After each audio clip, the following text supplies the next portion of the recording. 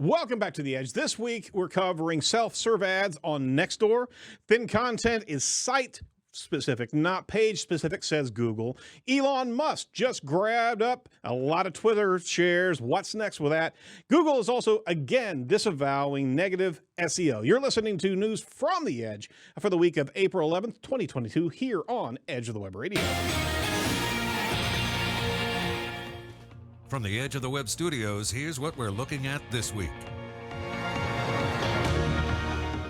We're looking at it, we're chomping on it, and we're sending it right back to you on a regular basis here on Edge of the Web. If you're new to the show, thanks for joining us. We run a podcast each and every week, unpacking all the digital news that's really valuable for your digital marketing week. We're also running a video cast on the show as well. So we have a lot of screen shares and the things that we actually cover as we talk about news of the week. I'm Aaron Spark, the host of Edge of the Web Radio, also owner of Site Strategics, digital marketing company based out of Indianapolis, Indiana. We're covering SEO and digital marketing tactics separate from our interview series podcast, also weekly. So you want to check that out because we're talking to some thought leaders and influencers from around the world. Very blessed to be able to talk to these top level talents and be able to talk and unpack and demystify digital tactics on a regular basis. Be sure to check out everything over at edgeofthewebradio.com. That's edgeofthewebradio.com. This is the Site Strategics digital marketing news desk of Edge of the Web. We're proud to have Site Strategics as a title sponsor of the show. Our digital marketing team is excellent at results-based marketing that actually works. We're going to talk about this a little bit later in the show, but you want to check out what we do over at sitestrategics.com. That's S-I-T-E, strategics.com, or simply search for Agile Marketing Methodology, and you'll be able to find us there in the mix. Joining me this week on this show is a very special guest. We actually have the George Wynn. He's the director of SEO editorial at Wix. George, how are you doing today? I'm doing great. It's fantastic to be here. Filling in for Morty, and so hopefully you guys will know what it's like to have, somebody that's polished, knows what they're doing here. Probably not the best thing to be picking a fight with Morty since he's here every week and he could probably just slam me every week. But yes, for those who don't know me, George Wynn, former editor at Search Engine Land and now current, just moved into this role at Wix, director of SEO editorial. Thank you so much for having me. Oh, you're more than welcome. We love having you on board. You've been on the show and been able to pinch hit for Morty a couple times, and we've also had some great interviews with you in your journey, be able to convey information to the industry at large. So it's been fantastic watching your career. Congratulations on the new gig at Wix. I know there's a lot growing over at Wix right now. We talk about different things that are happening at Wix. We also have Wix as a sponsor of our interview series. There's some neat things happening over there, and they just came from Brighton SEO, and what a great team that was out there. I think you had like 13 or 14 people. Some large number. Of course, I was absent being like the new guy to the team, but I feel like, first of all, crazy FOMO, and I heard that it was a blast, but I felt like this was the better thing to be doing, to be focusing on onboarding instead of like spreading myself too thin. But I feel like I also missed out on the first conference of 22, really. Yeah. Or maybe the first conference moving forward. But, knock on wood. Well, we hope to have everybody back together again in person. And I definitely want to be there. I want to see people. I want to shake hands. I want to hear your ridiculous stories. Absolutely. And we're hoping to be in Brighton this time next year as well. I was really hoping to. In fact, we had a couple tickets offered to us, but it was just too sharp of a turn for me getting out of Disney World down in Florida to be able to jump in a plane and go there. Although, all things considered, with Morty as the keynote speaker, he kind of launched the entire Brighton conference there. My gosh, it would have been great just to be in the front row and throw some peanuts at him, Just to bring him down a few notches. Absolutely. Exactly. The headspace that you'd have to accommodate for leading Brighton SEO. I mean, my gosh. Aaron right in there leading the hecklers. Thank you. Hell yeah. I'm going to be there. Just leave me out of your Twitter battles. Okay? No. That was a weird one. That was a weird one a while back. That kind of... I mean, I feel like you and Morty, and there's definitely a group of y'all that are just trying to suck me into absolutely weird conversations. And at the back of the room is Alan Blywise. I think he got himself suspended again too. But yes, absolutely. It's a very, very uncomfortable Twitter threads there. But you know, hey, you got to play with us. So that's the only way that we can actually make ourselves fully uncomfortable, right? What's the news, Aaron? What's the news this week? Oh my gosh, I've never had a guest actually prompt me to that. All right, so I love these new transitions. These are great. I'm all for it. absolutely, we're going to use that from here on out. All right, from social media today by Andrew Hutchinson, the Nextdoor launches updates to their ad platform to help small and medium-sized businesses connect with local communities. Neighborhood app Nextdoor, if you've not used it, you need to jump in there. They've actually announced the launch of expanded self-service ads platform, which will be able to provide direct capacity for more SMBs to reach its audience in an in-app promotion feature. So if you've not been on Nextdoor, it is a cool tool. If you've not experienced it, jump in. Nextdoor ads, as Nextdoor explains, is an easy-to-use expansion of the Nextdoor's proprietary self-serve campaign management platform designed to help small and medium-sized businesses advertise on Nextdoor by providing a guided experience. Very similar. It's a kind of a ad builder experience for creating and managing effective ads on Nextdoor. Nextdoor ads empowers SMBs to build stronger brands with local audiences, turn neighbors into customers, and grow their business through advertising on Nextdoor network, quote unquote, from Nextdoor. So if you're not experienced with what they do have a really good ad builder platform. And, you know, Nextdoor claims to have 1 in 3 U.S. households have a presence in the app itself. That's amazing. And most of its users are incredibly keen to support local businesses. Pre-pandemic data, 88% of Nextdoor users frequented a local business at least once a week. Now, 72% of U.S. adults are making it more of a priority to support local business compared to before the pandemic, which is also a huge factor there of where we came as a community is going through the pandemic and how many times we started to focus on local stores because they didn't have the buffer that large groceries do have. And on top of that, there's a lot of service companies that were locally based that tried to do other things for the community while their own services were shut down. We have a number of different examples of that, of HVAC companies jumping in and helping just courier groceries back and forth to neighborhoods. So local is huge, local is valuable, and a local connection is immensely powerful if you're doing it right. Going in there with tone deafness, you're certainly going to be extricated out of there. But George, what do you think about the local advertising platform, and have you experienced anything in the Nextdoor ad space? So I want to preface with my experience with Nextdoor simply as a user. I haven't spent a lot of time, you know, digging into things the way I would have on Google Ads. Mm-hmm.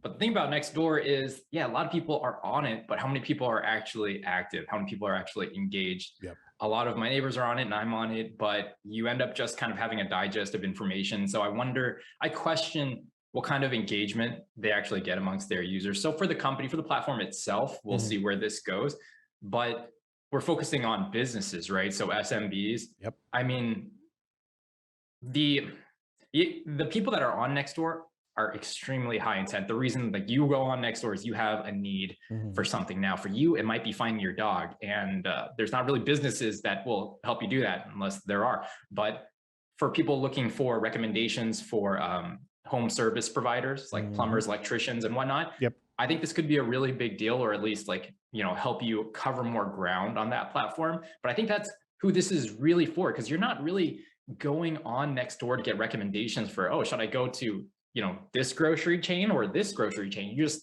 up and go. Yeah. So to me, this seems like a very finite product, but for the people, the business owners that it does help, it will really help. But the messaging here, I hope that Nextdoor uses better messaging, because just off of the social media today blurb, Nextdoor ads is an easy to use expansion of Nextdoor's proprietary self-serve campaign management platform. How many SMBs are jumping up at the bid to be like, yeah, get me on? Well, what does that even mean? Right? Like, it's not easy to understand. So I definitely hope that they're going out with better messaging than this, especially to reach this high intent audience and for the business owners. You know, you're absolutely right. And I'm also a user of Nextdoor, and I've seen the ad the ad insertion in the feed being very clunky, and a good deal non sequitur to the intent of all the users in there. We also see, you're absolutely right, there's a very high intent for the people that are in there. It's almost like Reddit in a particular manner, is that Reddit will not appreciate early solicitation of business from businesses. Businesses have to interact, share, connect with the community before any type of advertising would be even valuable. And you're seeing Nextdoor. Nextdoor is really about neighborhood alerts. You see so many Ring camera recordings on there. You see so many different, hey, this is happening right now factors. I think Facebook actually is a better scenario for asking for recommendations. I just haven't seen that much. There's community support for business, but it actually doesn't really support the ad space. I could be wrong there, but it just doesn't have the tone of a commerce level that maybe Facebook does, you know? It's just the reality of the platform. Yep. Who is it meant for? It wasn't meant to have this amazing reach.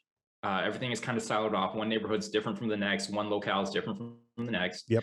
And so, yeah, you might be really at the center in some locations. You might be at the center of the community. People might really use Nextdoor's platform to run everything, which would offer a lot of visibility benefits.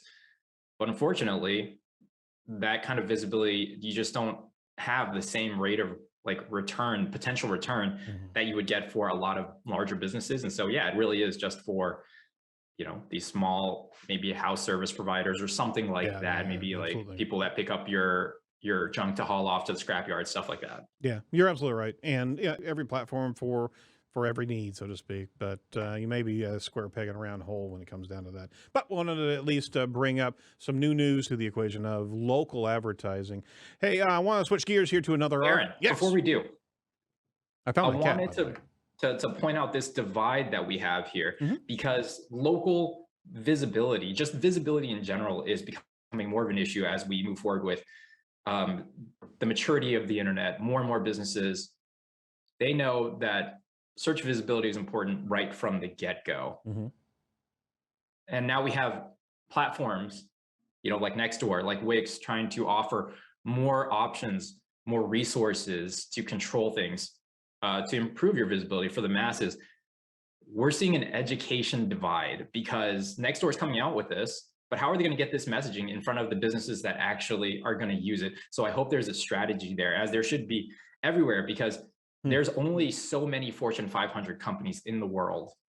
At some point, we all have to turn to the general user, or like the smaller businesses, the more plentiful ones, to roll out these offerings to them to make them as competitive as possible, because people want to support those businesses, but also because that's kind of where our industry is headed.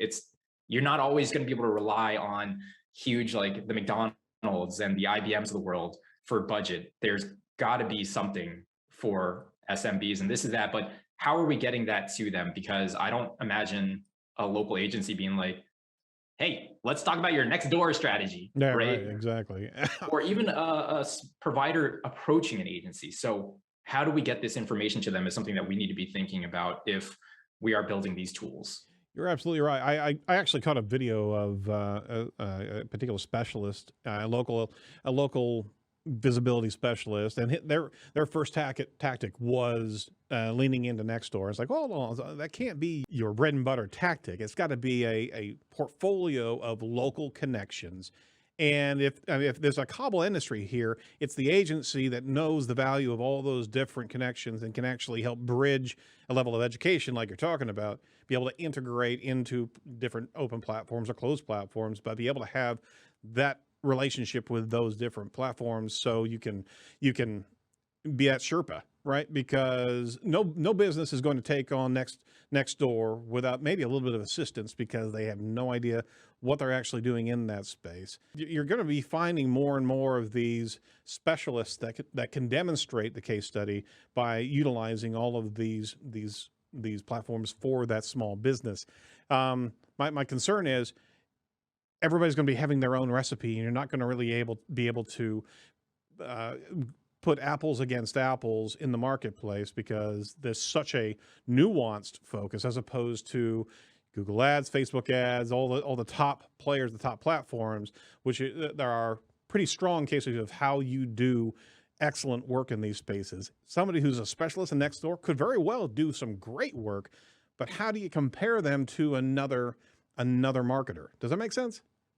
And it gets even more complicated when we think about the vertical. If you said to me that you're a home inspector Right. that got all your business on Nextdoor, I would 100% believe you. But for most other businesses, starting with Nextdoor as the center of your hub, Sure. is Yeah, exactly. like, wow, really? But prove me wrong. Like, you can DM me or get in touch somehow. How do people get in touch, Aaron? You call this number? Oh, they can fax this number. Yeah. Yes, you can absolutely call us. But actually, follow George. George, give us your Twitter handle so you can they can connect with you directly. You can disagree with me publicly on Twitter at GeoChingu. That's my handle. I guess it's pronounced GeoChingu. It's just the first 3 letters of each of my name. But yeah, that's me. Let me know if you are all about Nextdoor. Yeah. Help me learn. If I'm wrong, I want to know. We want to know the Nextdoor case studies. Should this be a top level tactic? Evidently, the gentleman on the video was talking about dentistry and how Nextdoor is one of the top tactics. All right, fantastic. More power to the people, right? I just don't see it. I think there's a portfolio, but and the compound effect is there. But I don't know. All right. Now, something else that we do know is that Google is actually talking about thin content again, or maybe we should say that we are always talking about thin content and Google always has to answer. Over at Search Engine Roundtable from Barry Schwartz, Google thin content issues are site-specific, not always page-specific. So John Mueller of Google was asked about thin content issues in his last webinar hangout, and John explained that this generally applies to a site as a whole, not a page-by-page basis. So it seems a site in general, says Barry, can be labeled as having thin content, but not because of single pages here or there. That's the question. There's a lot of references in Barry's article, and you certainly jump into the hangout there. John actually takes on the concept that it's not about individual pages. So somebody was actually asking about thin content, and the fact of the matter, it's not about, he got continually hung up on word count. We're not in the word count or keyword density space anymore in SEO. It's topics, it's subject matter, it's relevancy. This is where it should be all the time. And on top of it, it's also not an HTML to content ratio either. That's been debunked. So the thin content concept is something of, if you're not substantially writing about subject matter that you're trying to rank for, why would you think that you would? If you have content that's just not there collectively on your website, you're not buoyant enough. You're not valuable enough for a consumer. So it's not the narrow focus on, hey, this page has thin content under 200 words, so you have to rewrite that. You got to look at the gestalt, there's a word for the day, the entire site, and be able to see how much content are you really supporting in this website, or how much is just archives of information without that much tractionable or valuable information. George, what do you think about this particular take that Google continues to actually educate the audience about? I think it makes about as much sense now as it did when I first heard it. And that doesn't mean that it makes total sense. Yeah, generally speaking, you would think that you would have a consistent level of quality of content across the board. With the whole word count, I'm going to kind of postpone that part of I'm going to address that later. Sure. Because that's like a whole different thing. Because sometimes thin content doesn't always mean, well, the length of content varies by what you're trying to answer, right? Like the weather simply is whatever temperature it is outside. That's 2 numbers, right? And Google will tell you that. Is that thin content? Well, thin, yeah, it's 1 word essentially. Sure. But that's what it is. Now, when we're looking at this, yeah, this is probably going to apply to the majority of cases, which is what you have to be looking at when you're a platform, the majority of cases. But then there are also interesting cases where I think CNN, and I don't know if it's Business Insider anymore, but CNN has a subdomain where they have discount codes, like promo codes. It's just an affiliate site. Oh, that's right. Yeah. I remember that.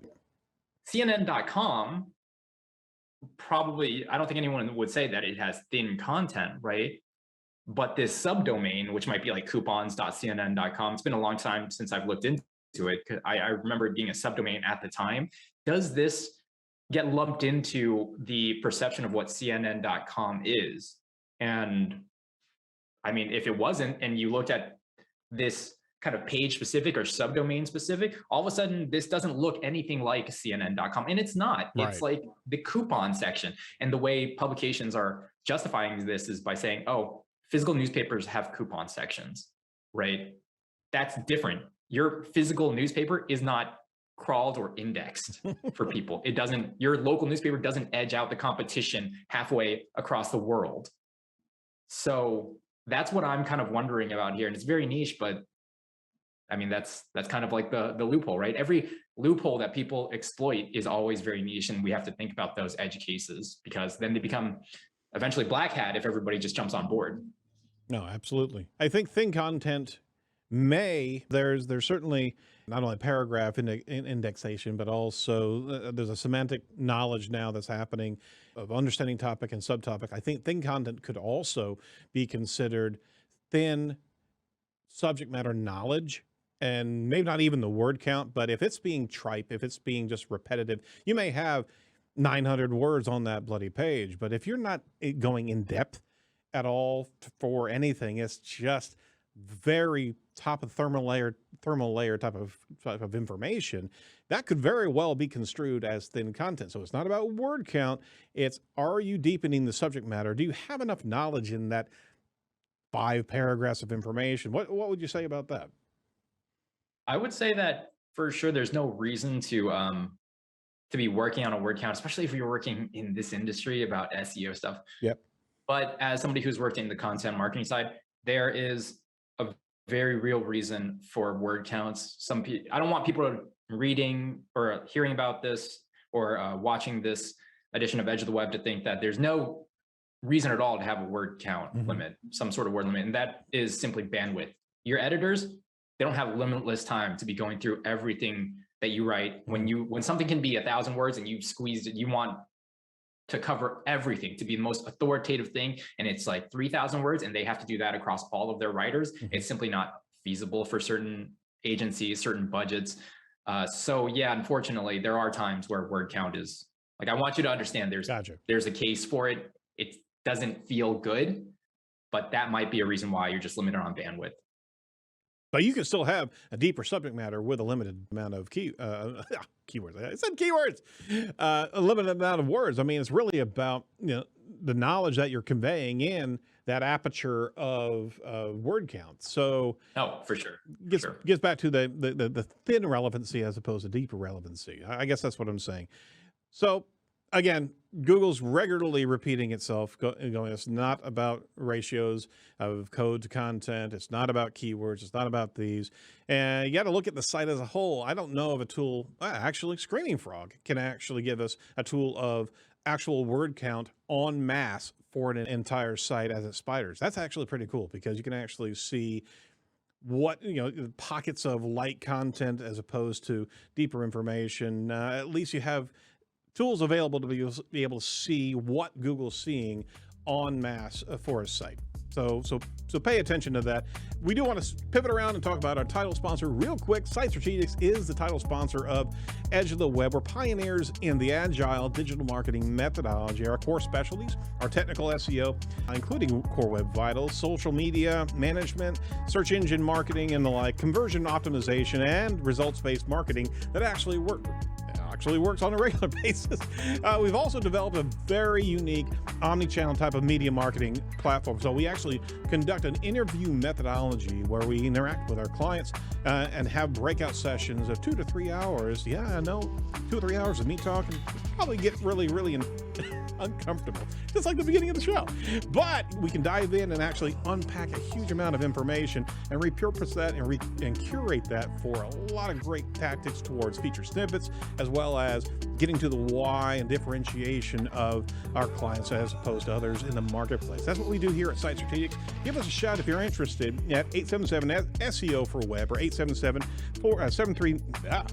How many times have I ever repeated this number? 10 years.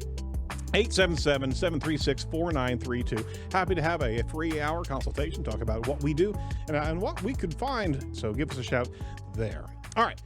News article number 3. This is kind of interesting. We wanted to pull this one into the mix. What does Elon Musk's Twitter look like for digital marketers now? From Search Engine Journal by Brian Frederick.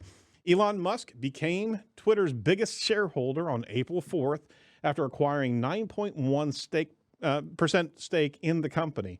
An SEC filing shows he'll serve as a Class 2 director until the company's 2024 annual shareholders meeting. The question is, what might the influence of Elon Musk mean for Twitter and for digital marketing landscape as a whole? So he has certainly been open to some criticism as it applies to Twitter. And on top of that, he's been a huge proponent for the edit button that the company's been working on for a good number of years. There's been some contention in the ranks on what he's actually going to be doing, although Jack Dorsey, who had stepped down from CEO, actually did say something very, very quickly upon the purchase. He's happy that Elon is joining the Twitter board. He cares deeply about the world and Twitter's role in it. Both Parag and Elon, Parag, the current CEO, both lead there with our hearts, and they'll be an incredible team. Interesting enough is that Elon has rejected the place on the board.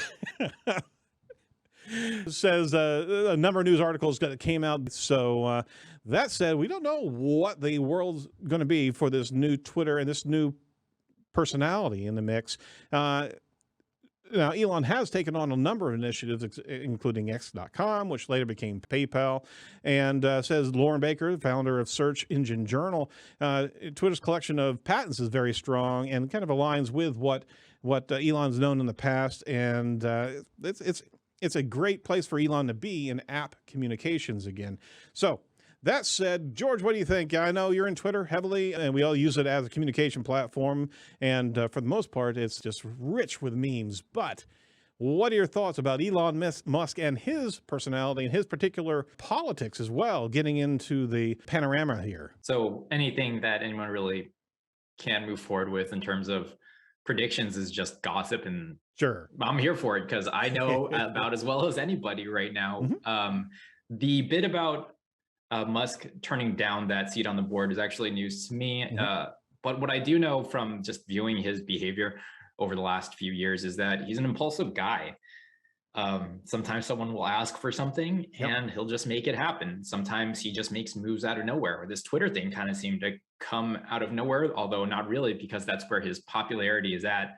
But at some point you have to kind of wonder, like, can you really have your fingers in all these different things and stay focused? I think that, to me, as a rational-ish person, that's probably why I wouldn't have taken that seat on that board, is just because, like, while he may want to have influence later, or maybe he's thinking he has something on his mind, turning down a seat now says that right now isn't the time to be throwing his voice around and kind of steering the company.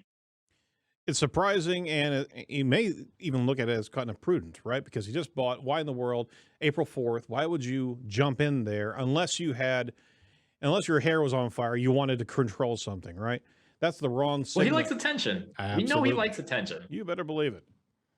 Yeah, but at the same time, if you're going to go in there and create a level of respect, don't take it right now. This is way beyond my pay grade. This is all, I'm in the high bleacher seats on this one, but it's interesting because now you have some additional opinionated leaders, right, in the space, and Elon has certainly demonstrated a number of different political perspectives over the years, and this could very well be a bit of a counterbalance, so to speak, from what's been lauded at or leveled at Twitter over the period of time here. There's a number of tech giant admonishments towards Twitter, and Elon's lobbed them. So interesting to be able to see that type of character on, at least in a controlling voice in Twitter. I'd leave it at that, right?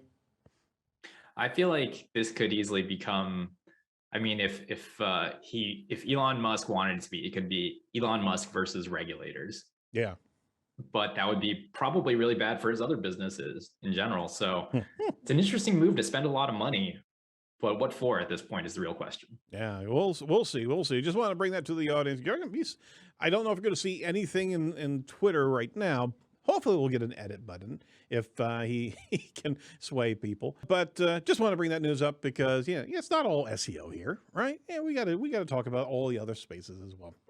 Related to Twitter, though, Aaron. Yes, we know that Jack Dorsey left, new CEO came in, but shortly after that, there was reorgs within the company. Yep. So don't expect that all these changes are like any changes that are coming up, anything that's being announced now is necessarily related to Elon Musk, because that's simply what happens. New CEOs come in and then they have all these other ideas. The reorganizations happen. New people are brought in, new project managers. You don't really know how things are going to shake out after a reorg. You are absolutely correct. Absolutely correct. Want to pivot around to reference one of our sponsors on the Edge on a regular basis. It's InLinks. We're proud to have InLinks as a continued sponsor for our show. Did you know that entities play a major role in how search engines understand and rank your content on the web? Optimizing your content solely around keywords, like we talked about, is a thing of the past, and now's the time to add entities into the mix and be able to reach higher rankings using InLinks, an award-winning software in entity SEO. They provide some expert level data and to be able to build your content around keywords so that Google can actually have a better understanding of the context of your article. So go over to edgeofthewebradio.com/InLinks, that's INLINKS, to claim your free InLinks account and start creating content that will outperform your competitors. All right, fourth article on this show today. I wanted to finish up with this one because I know George has written about it a little bit. We've seen this content, this particular information around for a number of years. Google disavows negative SEO again. Google has this is from Search Engine Roundtable by Barry Schwartz. Google has once again disavowed that negative SEO is an issue for SEOs, publishers, and site owners, or Google search. Google's been telling the world not to worry about negative SEO, and that if you're worried, feel free to use the disavow tool, not that it is actually designed for that purpose. Interesting what its purpose is nowadays. So the article, I highly recommend you read it. Plus, click on all the different links that Barry has there, because he's been reporting about this issue for years. Negative SEO, extortion emails, and mob-like threats that come at you to be able to are threatening to send a lot of negative domain authority zero links at you if you don't give this particular domain a link or pay to remove those links. It's a hot mess in there, and this has been a way to be able to extort money for a long time. Even holding companies hostage with those threats. Negative SEO has been a thing for ages, and scammers. And Matt Cutts even talked about it in 2013. So we've seen emails come to our clients and our own domains for years saying, hey, give us a link, or in a week, we're going to give you 1,000 links that are terrible. They're going to take down your ranking for a year. It's not a thing. And Google's saying, nope, don't worry about it. It's never been a thing. You shouldn't be paying attention to it. John jumps in and says, John Mueller says, that's usually more, as he talks about, talks to somebody talking about an enterprise level big brand that had a lot of negative SEO focused towards its search functions. He was saying that was more of an XSS and hacked content. It's good that they were able to clean it up, but it still was not negatively affecting their SEO. So what can you tell us about this, George? I know you've heard about this for a while, and we get them in our email all the time. Is there any there that we should even be paying attention to nowadays? I've amusingly read and deleted my fair share of these. At first, when I started getting them, I would screenshot them, but after a while, the templated nature of these communications usually follows something along the lines of, hi, I'm this person from this entity. Please add links. We'll add links back. If you do not, then we are going to add, X hundreds of links on these sites, and they will drag down your SEO, doing damage that'll take you years to undo. That's pretty much the messaging. Yep. And you don't do it and nothing happens. That's how scammers work. Yep. That's how predatory tactics like this work. It's low risk, high reward. I mean, what's really the risk? That you're going to report them, that you're going to click report spam? What are you going to do? Nothing, right? You're either going to pay them what they want, which is the link, or you're going to delete this email. And if you respond, then they know that, oh, this went from being a nobody to a potential victim. This is now a lead.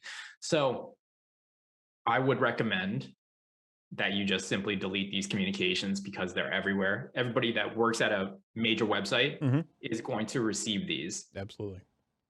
I mean, it doesn't work.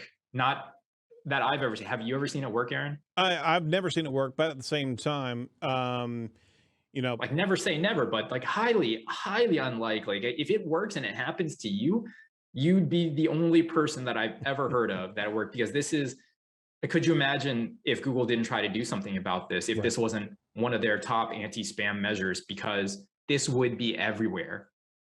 Now, SEOs would be doing this to each other. I think we're dealing with it's worth it to those culprits to hit and just mass email everybody, just the same way as spam calls come in and try to hook somebody on a publisher's clearinghouse ad or something like that. I mean, my mother-in-law lives with us, and she gets these phone calls, and we get our phone calls to our number all the time, and we know easily the spam, but she will answer that, and we're literally jumping up going, no, because she'll start answering some questions like that. Is the demographic. That is a group of uneducated consumers that will absolutely have fear first because they don't know what's going on, right?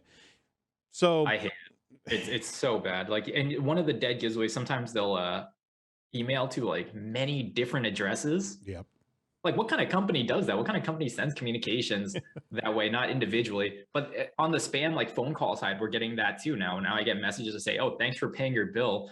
Hit this link, and there'll be 20 other phone numbers that I don't recognize. You're like, wow, you're not the spammers? Or like, I didn't think it was possible to try any less, but here we are. Interesting. There's a comment on Barry's blog there that I wanted to also reference. This was like 2 hours ago, so fresh off the presses here. A gentleman named Ted K actually responded to this. He says, most SEOs believe negative SEO is all about spammy backlinks. These SEOs are wrong and generally don't know what they're talking about. While spammy backlinks are one form of negative SEO, they do not define the space and generally are not the attack that is causing you harm. This is interesting. Most of the time, the culprit using negative SEO on you is one of these four roles: a disgruntled employee, a past SEO, a close organic competitor with a lot to lose, or someone who you have deeply upset personally. These individuals will have different skill sets, and they'll look at the problems in different ways: steal your customers, waste your budget, smear your name, sabotage your website, steal your content. That's interesting. Yeah, that happens. And displace your rankings, etc. Dislike for you does not come in a single flavor of spammy links. People who think that way simply do not understand security. If someone's trying to tank your website, then they are probably going to try to damage or disrupt your systems, resources, and processes as well. That was actually a really insightful comment about this. I mean, if you're looking at people who want to attack you, watch those. If your security is not there on who has access to your Google business profile, you better look at it. If you don't know who's on your Google Analytics, if you don't know who's actually got a hold of your access to your website, right? Different users, you need to be paying attention to that more than anything else, because if you have a company that you have a disgruntled worker that happened to have access to a site, you better believe you need to lock that down, because that could actually be much more painful than anything that we're talking about today, right? Absolutely. But I just want to also mention this Ted K. Yep. What they're saying is very possible, but like a lot of articles that are on Search Engine Roundtable, Search Engine Journal, that revolve around John Mueller, it's John Mueller only operates in the confines of SEO, so he's not really going to speak to absolutely not necessarily these other things here. Yep. Absolutely. But just like in anything else in life, be careful about who you piss off, right? Except for Morty. You're absolutely right. Absolutely right. So this week's poll, we do a poll every week. George, last week's poll was actually focused on whether or not our listeners thought that Google has specific algorithms for niche industries. 47% said yes, 35% no, and 17% it's niche, not niche. So That's from our audience. This week's poll, check this out. Do you think that negative SEO still is happening? Yes, no, or I have 1,000 DA zeros for you. How about that? You got to think about the nature of these polls here, Aaron.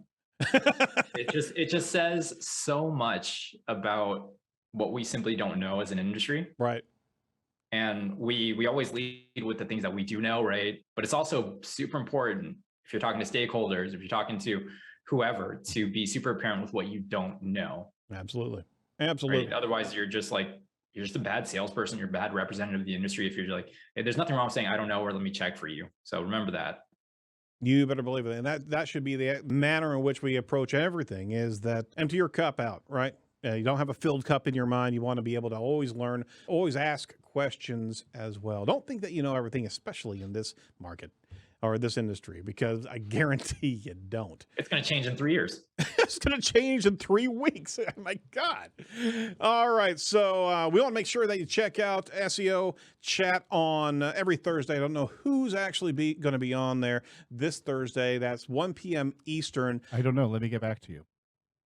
Exactly. See, beautiful. I did look. I'm going to say it's Morty's been traveling. Yep. I could not find anything about it. Not even 100% sure it's happening this week. Okay. So let's all get on there at 1 o'clock on Thursday, and we'll start it ourselves if there's nothing official scheduled. Yeah, we'll just talk about negative Start asking SEO. questions about SEO. Somebody will answer. Absolutely. Well, George, we certainly thank you for jumping in here and appreciate your commentary as we talk about the different news of the week. Anything special that you wanted to reference before we break for this week? Do anything in particular? You know what? The only thing I'm kind of excited about in terms of what I'm doing is part of onboarding is create a website. So I'm actually creating a website, and it's just going to be about me. And the domain name is going to be thethingaboutgeorge.com. It was the George Win, but then I decided that was too pretentious and pompous. And so I was like, the thing about George is kind of cuter, right? Jacob, is it cuter? The thing, is he the cute factor here? The thing, I'm looking it up. Is it live right now? No, it's not live yet. Oh, the thing the about domain. George. The thing about George? George.com. I love it. Okay. All right, we're going for cute. All right. Yeah. The thing about George. It's kind of This like should be your thumbnail for this podcast. Oh, yeah. I like that. The thing about George. I'm wondering, I mean, we We got it. No, I have nothing important to say, obviously. Well, I'll launch that at some point. It is important to know that Wix is doing a lot to try to build education in the community. They brought you in to be able to help with that and be able to communicate regularly for not only Wix tools, but honestly focused on education and knowledge. And you guys probably are cooking up something a little bit deeper in the content scale. I'm anticipating here over time. See, I can see it on his face right there. Yep. You can't just look at your own users. Absolutely not. Because so many of the people that aren't your users might become your users, but that's not you have to cover their needs, because at some point, if they don't know, they might want your product, but if they don't even know what you do or why you're different, right, and you don't make those touch points up front, then you're never going to get it. And so it's part of it is about killing the disinformation and the misinformation that's out there, all these myths. Every single time John Mueller has to repeat himself. Yep. We're looking to cut that down for you, John. But also you should write a book, and it should be called What I Really Meant to Say by John Mueller. Subtitle, it depends, right? Very good, sir. Well, we wish you all the best of luck, and we're certainly, the door's open at any point in time that you want to come back over and talk about the news or things that are happening over at Wix, okay? Just let me know when you get tired, Morty. By the time we were done with recording, I should really have a call George button right there. An ejector sound. No, he's good. He's good. Thanks so much, sir. And it's always a pleasure to talk to you, man. My pleasure. All right, that's it for Edge of the web this week. Be sure to check out the Johnny Ross episode that's coming up. First of 2 parts this week. Be sure to like, comment, and subscribe to our YouTube channel as we roll the videos out on a regular basis. Hey, if you're feeling up to it, just let us know how we're doing on the show. If you go to ratethispodcast.com/edge, you can jump right in there and be able to post up a review on your favorite reviewable podcast aggregator. So it goes over to iTunes and a few other different platforms as well. So ratethispodcast.com/edge. From all of us over at Edge, stay safe, stay well, and don't be a piece of cyber driftwood. We'll talk to you next week. Bye-bye.